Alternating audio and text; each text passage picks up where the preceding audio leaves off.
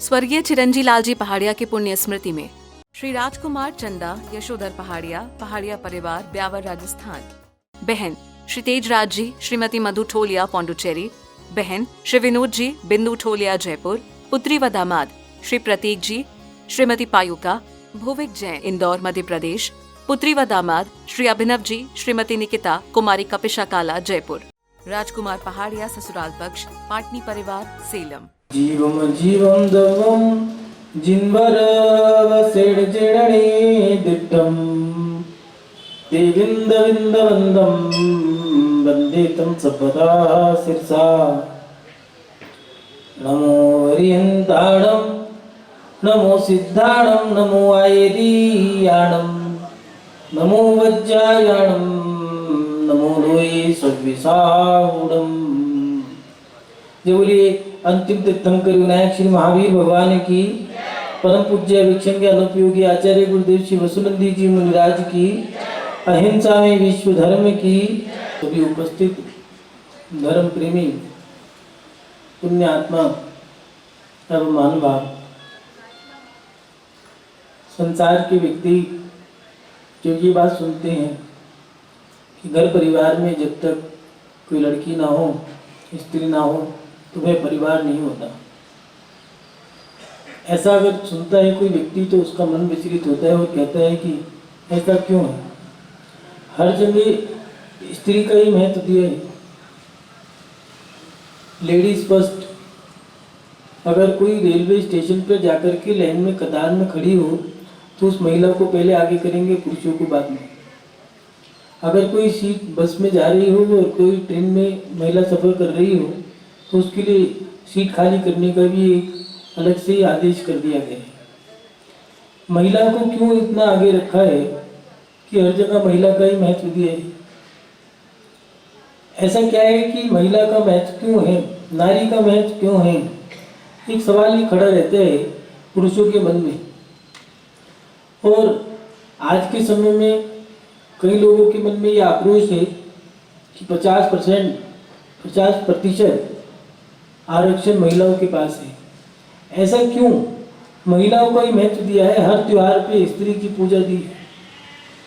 शादी तो लड़का और लड़की दोनों की हुई है, लेकिन लड़की की पूजा क्यों होती है शादी के बाद?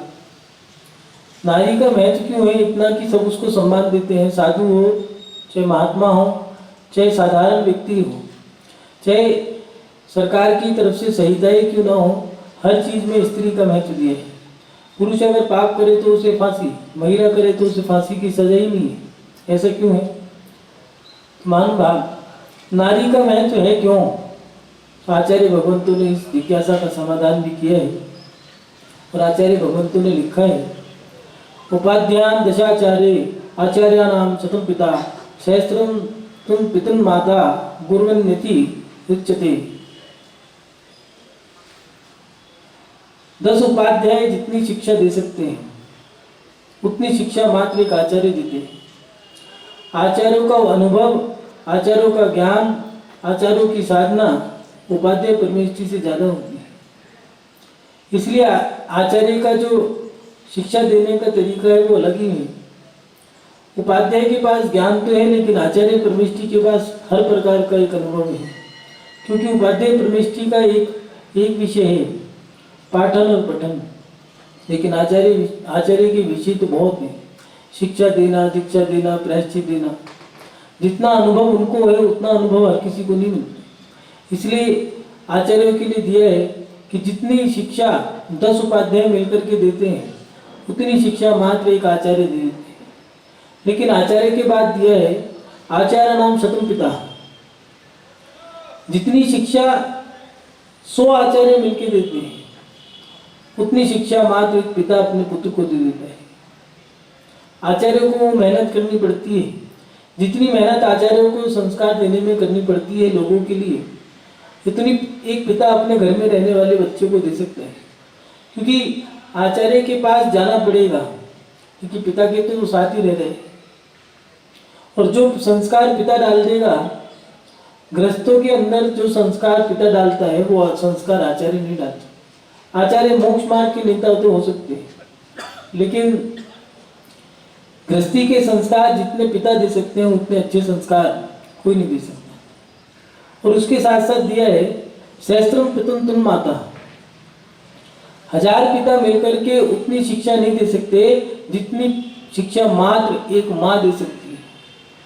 साइंटिस्ट, डॉक्टर, वैज्ञानिक सभी लोगों ने एक ही बात मानी है कि गर्भवती महिला अगर अपने बच्चे को संस्कार दे दे तो वो संस्कार जितनी जल्दी वो बच्चा ग्रहण कर लेता है उतनी तीव्र गति से संस्कार ग्रहण करने के लिए उसके पास कोई आयु कोष नहीं होता। 8 साल की उम्र में, 16 साल की उम्र में या युवा अवस्था में या प्रौढ़ अवस्था में वो उतने संस्कार नहीं ग्रहण कर सकता जितना संस्कार वो मात्र पहले दिन से लेकर के 9 माह तक गर्भ के जो महीने हैं उस समय में जितने ग्रहण कर लेगा इतना ग्रहण कभी नहीं कर सकता।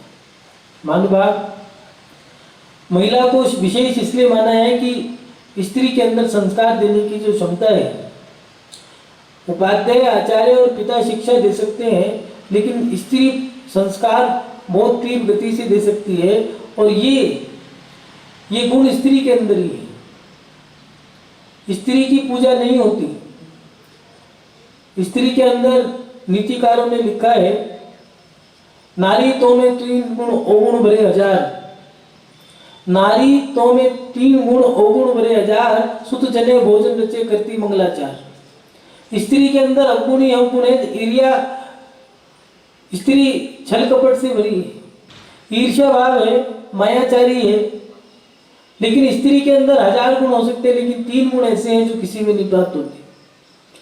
संतान पैदा करने की क्षमता स्त्री में है, वो भगवान भी नहीं कर सकता। संस्कार देने की क्षमता स्त्री में ही है, संतान पैदा करना। आदिनाथ भगवान की जो माँ रही मरु देवी मैया, उन मरु देवी मैया की पूजा सचिंद्रानी और सोधर्मिंद्र और उनके साथ साथ सभी देवी देवताओं ने उनकी पूजा करी। स्त्री की पूजा होती नहीं है लेकिन तीर्थंकर को जन्म देने वाली, तीर्थंकर जैसी संतान पैदा करने वाली मात्र एक स्त्री हो सकती है, इसलिए देवों ने भी उनकी पूजा करी। गर्भ कल्याणक पर देव आकर के मरु देवी मैया और नाभिराय दोनों की पूजा करते और उसके बाद जन्म कल्याणक पर भी माँ का एहसान मानते हैं, उनकी पूजा करते हैं और आभार प्रकट करते हैं कि आपने संतान दी है जिसके माध्यम से धर्म चलेगा। मानव स्त्री के अंदर संस्कार डालने की जो क्रिया है वो दूसरी क्रिया, ये क्रिया हर व्यक्ति नहीं कर सकता। इसीलिए स्त्री का पहला दर्जा दिया कि सुत संतान पैदा करने की क्षमता स्त्री में।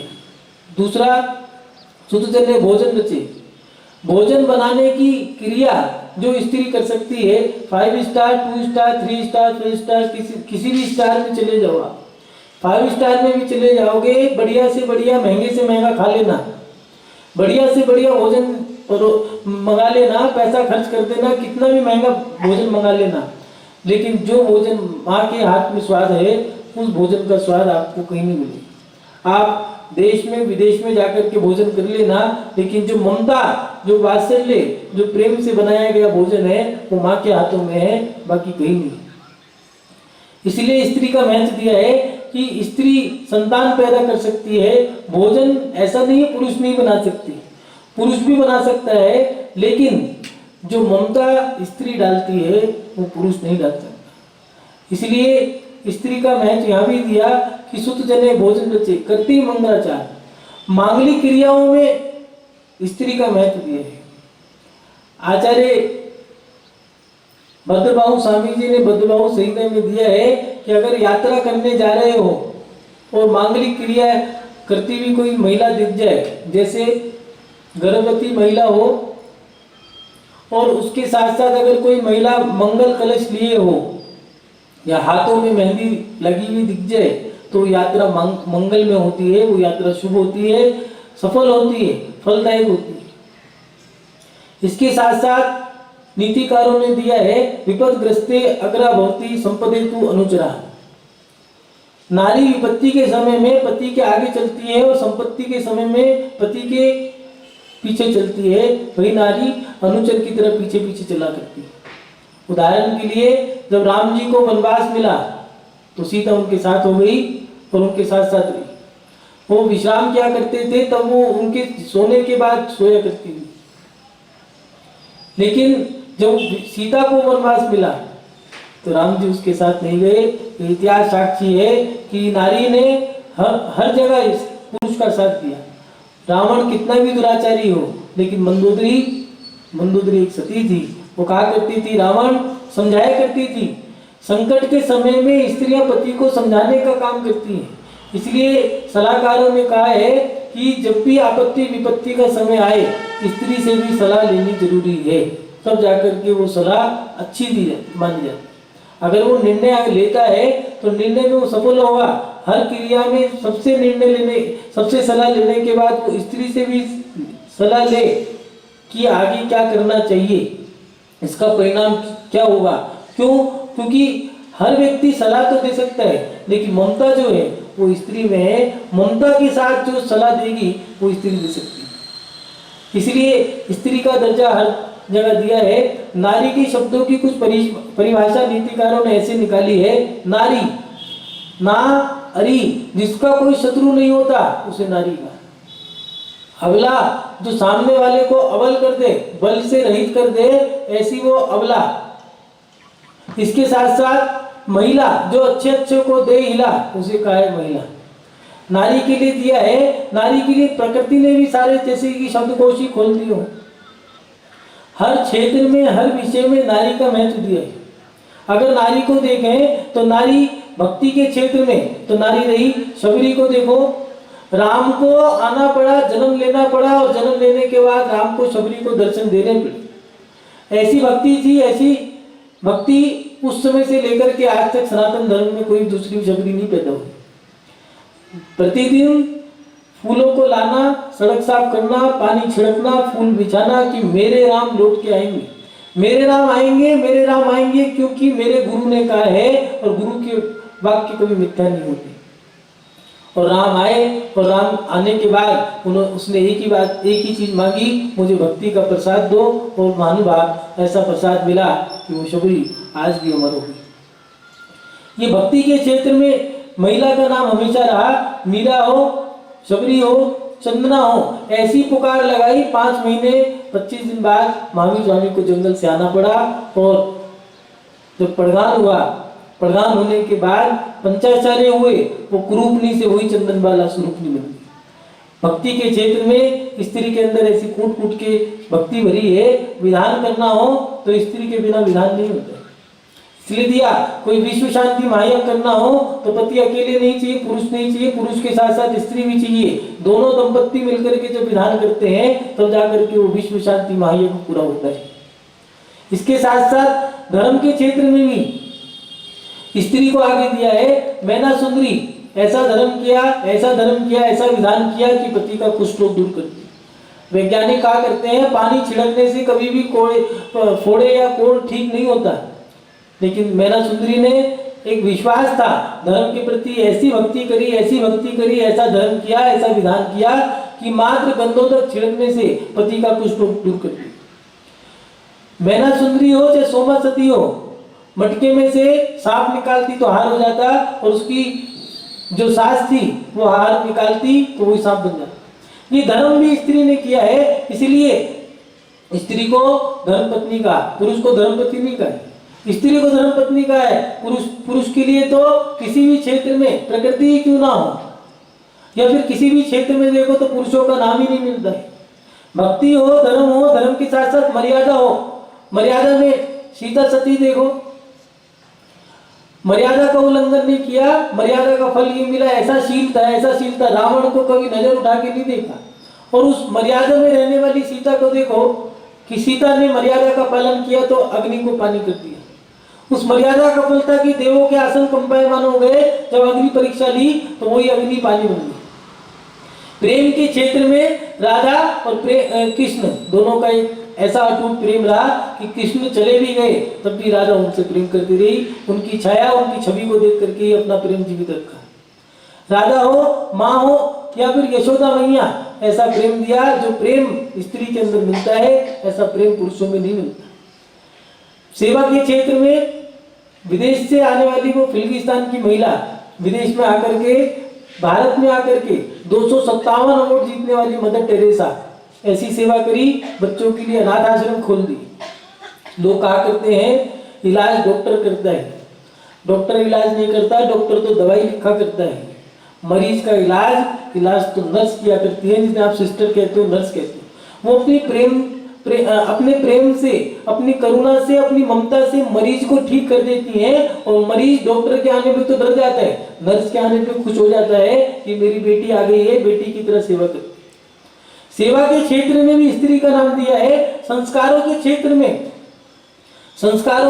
में भी स्त्री का नाम दिया है। ऐसे ऐसे संस्कार दिए हैं वीर अभिमन्यु, उसका उदाहरण है गर्भ के समय में स्त्री ने, उसकी माँ ने जो चक्रव्यूह की रचना सुनी थी, वो अभिमन्यु को पूरी याद थी, लेकिन जितनी सुनी थी उनने आधी सुनी, आधी सो गई और आधा वो भूल गई। महानुभाव, संस्कार अगर देने हैं तो स्त्री को याद करना होगा। स्त्री ने संस्कार दिए तो रामचंद्र जैसे भगवान पैदा कर दिए, स्त्री ने संस्कार दिए तो महावीर जैसे भगवान पैदा किए, स्त्री ने संस्कार दिए तो सेवा भक्ति के क्षेत्र में हर चीजों के संस्कार देने वाली स्त्री रही है। भरत जैसे सेवक भी पैदा किए तो हनुमान जैसे भक्त भी पैदा किए। देशभक्ति के क्षेत्र में भी स्त्री का नाम रहा। छोटी सी उम्र में तीरंदाजी चलाने वाली, घोड़े पे बैठ करके घुड़सवारी करने वाली वो छोटी सी लड़की, जिसकी उम्र मात्र 4-5 साल की रही, और छोटी सी उम्र में उन्होंने देश के लिए सोच लिया कि मैं इन फिरंगियों से अपना देश आजाद करा के रहूंगी। और वो अंग्रेजों से लड़ने वाली छोटी सी 23 साल की लड़की, जिसने सन 1857 में क्रांति लाई थी, 1000 लोगों को मार के मरने वाली वो झांसी की रानी, जिसको मनु कहा करते थे, वो झांसी की रानी जब मरी तो यूनियन वाकर ने लिखा कि ऐसी महिला मैंने नहीं देखी कि 1000 लोगों को मारने वाली अकेली महिला, इसलिए उसको झांसी की रानी कहा। और मर्दानी का खूब लड़ी मर्दानी, वो तो झांसी वाली रानी। इंदिरा गांधी के समय में ऐसे देश का जो शासन रहा, ऐसा शासन रहा है, इंदिरा गांधी भारत की पहली प्रधानमंत्री हुई। चांद पर जाने वाली अगर कोई लड़की थी तो सुनीता विलियम, जो चांद पे पहुंची। कर्नाटक से एक लड़की जिसने जरूर धारण कर लिया कि मैं अपने जीवन में कुछ बन के रहूंगी, और वो पहली 1970 में पहली बार कोई चार्टर्ड अकाउंटेंट बनी थी, वो लड़की आरसीबा बेगम।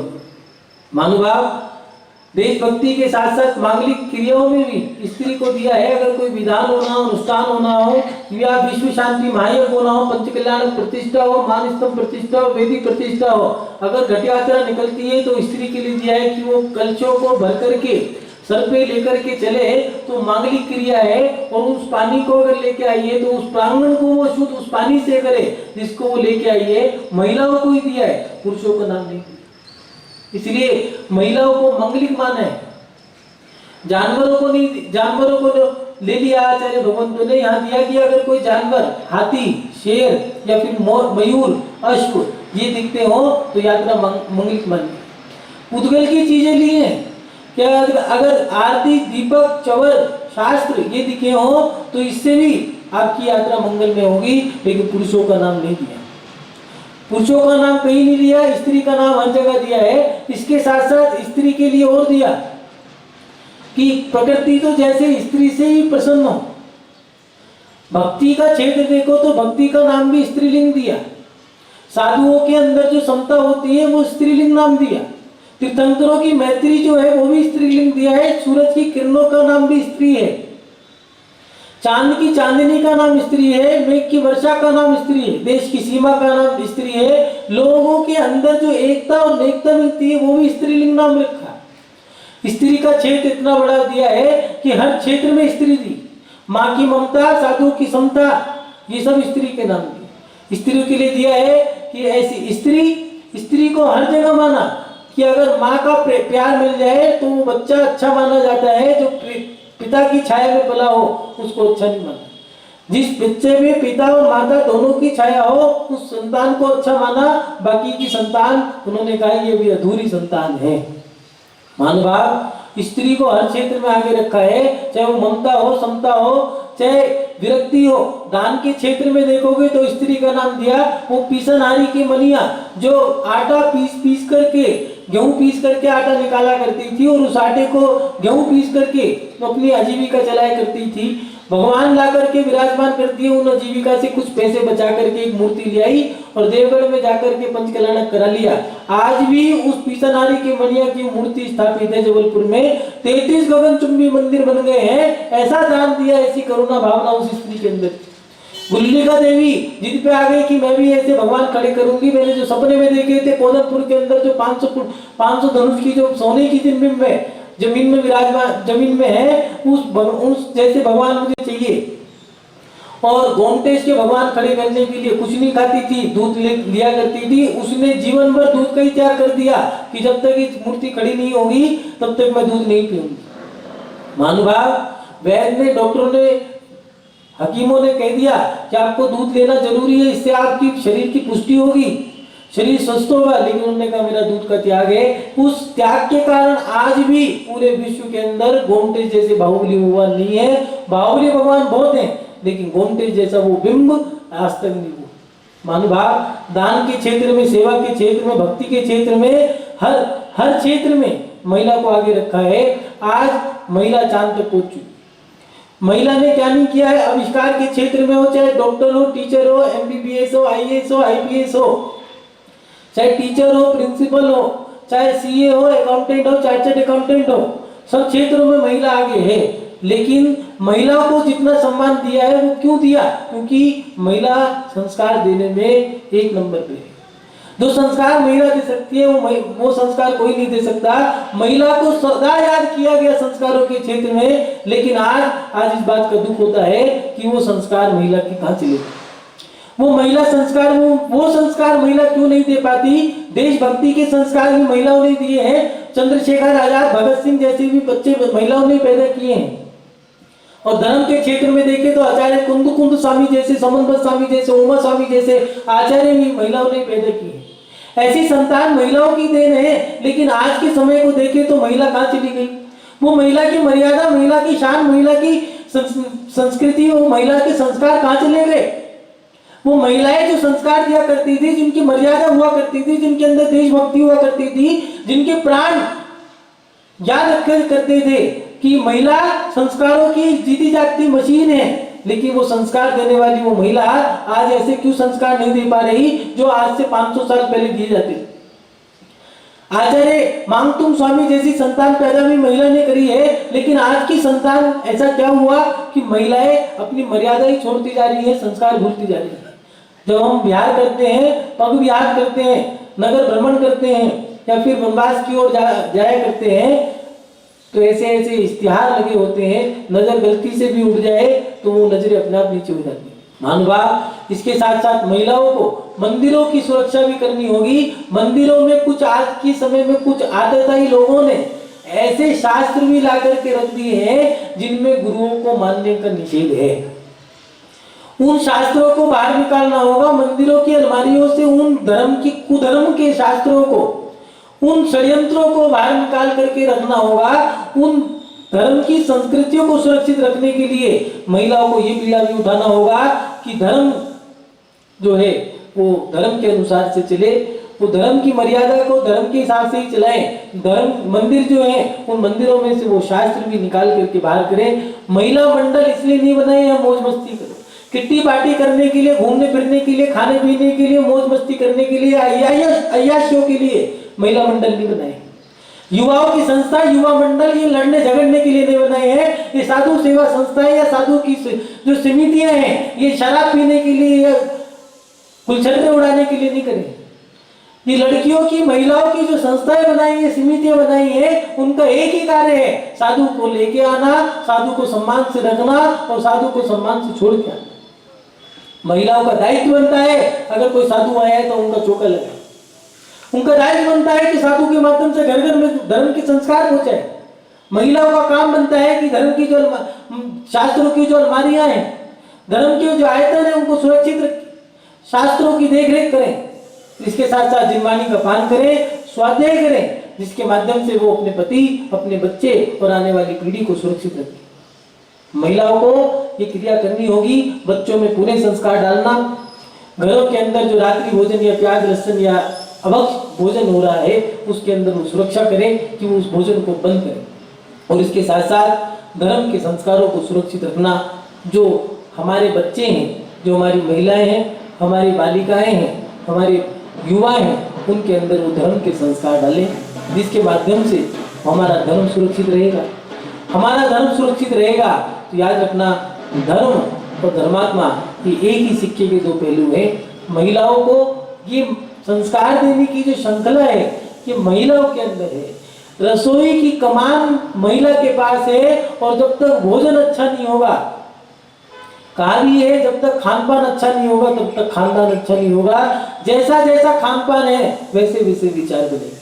आज के लोगों का खान पान बदल गया है, खान पान बिल्कुल खराब हो गया है। जो चीज नहीं खाने की थी वो भी खा रहे हैं और जो समय नहीं था खाने का उस समय में भी खा रहे हैं। जो सोने का समय था उस समय में जाग रहे हैं, जो जागने का समय था उस समय में सो रहे हैं। जिस समय खाना था उस समय घुरा रहे हैं और जिस समय घुराने का समय था उस समय मुन बैठे। जब आंदोलन करने का समय था उस समय आंदोलन नहीं करते हैं और मंदिरों में जाकर के लड़ना झगड़ना ये आंदोलन करने का स्थान नहीं है। महानुभाव, महिलाओं को उन्हें ये संस्कार जागृत करने होंगे। महिलाओं को पुनः पुनः अपने जीवन में ये प्रण लेना होगा कि हम अपने जीवन में संस्कार अच्छे रखेंगे, हम धर्म की सुरक्षा करेंगे, हम धर्म के संस्कार प्रत्येक व्यक्ति में देंगे, धर्मात्माओं को भी देंगे, अपनी संतान को, अपने पति को, अपने परिवार को धर्म के संस्कारों के माध्यम से सुरक्षित रखेंगे। इसी कारण महिला धर्म को, देश को सुरक्षित रखती है। इसी कारण महिला का महत्व है, नारी का महत्व सदा रहा है, सदा रहेगा। क्यों? क्योंकि नारी ही भगवान पैदा करती है, नारी ही इंसान को भगवान पैदा करने की क्षमता देती है। नारी नर को जन्म देती है और वही नर नारायण बनता है। इसलिए नारी का महत्व सदा रहेगा। नारी अपना महत्व को, अपने महत्व को जाने और इसके साथ साथ अपने संस्कारों को जीवंत रखे। नारी, स्त्री अपने अधिकारों का दुरुपयोग ना करे। संतान अगर पैदा करनी है तो संस्कारों के साथ करे। अगर संस्कार नहीं दे सकती तो स्त्री के लिए कहा है कि स्त्री बांझ रहो तो अच्छा है, लेकिन संतान अगर पैदा करनी है या तो धर्मात्मा करो या देशभक्त पैदा करो या संस्कारवान संतान पैदा करो। अगर नहीं कर सकती तो बांझ रहो, क्योंकि देश के अंदर चोर, डाकू, दुष्ट, खल ये पुरुष हमें नहीं चाहिए। इसलिए स्त्री के लिए दिया है कि वो अपने जीवन में धर्म को धारण करे, स्वाध्याय करे। मौज मस्तियाँ एक समय तक अच्छी लगती है, एक समय पर आकर के धर्म ही काम आता है। अपने जीवन में धर्म के संस्कारों को ग्रहण करें, मान मर्यादा में रहें। हमारी जो पुरानी पद्धति थी, प्राचीन पद्धति थी, ओढ़ना पहनना, उसको सुरक्षित रखें। हर महिला सर पे पल्ला रखे। पुराना जो पहनावा है वो अच्छा है, साड़ी मर्यादित पहनावा है, सूट में मर्यादा नहीं है, जीन्स में मर्यादा नहीं है, पाश्चात्य संस्कृति के पहनावे में मर्यादा नहीं है। आज तुम बंद कमरे में घर में रह के कुछ भी कर लो, लेकिन उसका परिणाम दुष्परिणाम। आज तुमने सूट पहना है, जब बच्चे उससे भी छोटे कपड़े पहनेंगे और जब पहनते हैं तो फिर तुम्हें दुख क्यों होगा? इसलिए अपनी मर्यादा को आपको अपने आप जीवंत रखना होगा। आपने रात्रि भोजन शुरू करा है तो आपके बहू बेटे रात्रि में भोजन करते हैं तो आपको दुख किस बात में? आपने ढाबे में, होटलों में जाकर के भोजन किया, रात्रियों की शादियों में भोजन किया, अब आपके बच्चे और आपकी बहू वो काम करते हैं तो आपको दुख क्यों होता है? या आपके दुष्परिणामों का फल है जो मिल रहा है। इसलिए अपने परिणामों को, अपने संस्कारों को आपको सुरक्षित करना होगा। स्त्री अपनी मर्यादा में रहे, अपने मान सम्मान को सुरक्षित रखे। अगर स्त्री अपनी मर्यादा में नहीं रहेगी तो उसका मान, उसका सम्मान स्वयं ही चला जाएगा। सीता का सम्मान क्यों खोया? क्योंकि सीता ने मर्यादा को उल्लंघन किया था। एक लक्ष्मण रेखा का पार करने के कारण आज भी उदाहरण है कि सीता ने मर्यादा का उल्लंघन किया। स्त्रियां अपनी मर्यादा में रहे, ये उनका एक दायित्व बनता है। और पुरुष स्त्रियों को सम्मान दे, स्त्री को संस्कार देने की प्रेरणा दे। क्योंकि स्त्री अगर संस्कार देना शुरू कर देती है तो मानो भाव देश और धर्म सुरक्षित रहता है। अपने जीवन में धर्म को कभी ना छोड़े, धर्म का पालन करते हुए संस्कारों और मर्यादाओं के बीच में रहकर के अपने जीवन को जिए। इन्हीं सब भावनाओं के साथ आपका शुभ हो, मंगल हो, अपनी सब श्रृंखला को विराम देता हूँ। जय बोलिए परम पूज्य आचार्य गुरुदेव श्री वसुनंदी जी मुनिराज की, अहिंसा में विश्व धर्म की। श्री राजकुमार चंदा यशोधर पहाड़िया, पहाड़िया परिवार, ब्यावर, राजस्थान। बहन श्री तेजराज जी, श्रीमती मधु ठोलिया, पौंडुचेरी। बहन श्री विनोद जी, बिंदु ठोलिया, जयपुर। पुत्री व दामाद श्री प्रतीक जी, श्रीमती पायुका, भुविक जैन, इंदौर मध्य प्रदेश। पुत्री व दामाद श्री अभिनव जी, श्रीमती निकिता, कुमारी कपिशा काला, जयपुर। राजकुमार पहाड़िया ससुराल पक्ष, पाटनी परिवार, सेलम।